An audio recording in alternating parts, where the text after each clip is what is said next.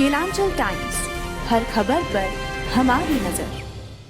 देश की राजनीति पर व्यापक असर डालने की क्षमता वाले उस 128वें संविधान संशोधन विधेयक को गुरुवार को संसद की मंजूरी मिल गई, जिसमें लोकसभा और राज्यसभा विधानसभाओं में महिलाओं के लिए 33% आरक्षण का प्रावधान है। राज्यसभा ने संविधान विधेयक 2023 को करीब 10 घंटे की चर्चा के बाद सर्वसम्मति से अपनी स्वीकृति दी।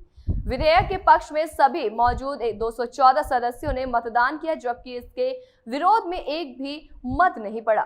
लोकसभा में विधेयक बुधवार को ही पारित हो चुका है। हालांकि लोकसभा में मौजूद 456 सांसदों में से 2 ने इसके खिलाफ मतदान किया था। विधेयक के पारित होने के समय प्रधानमंत्री नरेंद्र मोदी सदन में मौजूद थे। इस विधेयक के पारित होने के साथ ही राज्यसभा का विशेष सत्र अपने निर्धारित कार्यक्रम से एक दिन पहले ही अनिश्चित काल के लिए स्थगित कर दिया गया। विशेष सत्र का प्रारंभ 18 सितंबर को हुआ था और इसका समापन 22 सितंबर को होना था।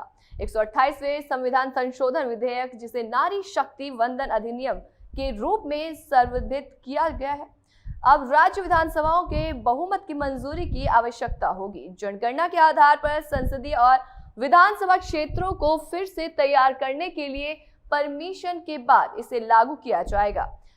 128वें संविधान संशोधन विधेयक, जिसे नारी शक्ति वंदन अधिनियम के रूप में संवर्धित किया गया है, उसको अब राज्य विधानसभाओं के बहुमत की मंजूरी की आवश्यकता होगी। जनगणना के आधार पर संसदीय और विधानसभा क्षेत्रों को फिर से तैयार करने के लिए परिसीमन के बाद इसे लागू किया जाएगा। सरकार की तरफ से कहा गया है कि परिसीमन की प्रक्रिया अगले साल शुरू की जाएगी। दलगत भावना से ऊपर उठकर सदस्यों ने उच्च सदन में इस विधेयक का समर्थन किया, जबकि कई सदस्यों ने इसे लागू करने की समय सीमा को लेकर सवाल उठाए थे। केंद्रीय विधि और न्याय मंत्री अर्जुन राम मेघवाल ने कहा कि किसी को भी इसके क्रियान्वयन पर कोई संदेह नहीं होना चाहिए, क्योंकि मोदी है तो मुमकिन है।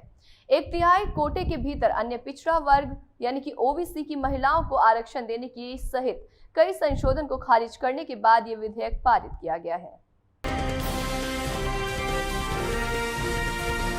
केलांचल टाइम्स, हर खबर पर हमारी नजर।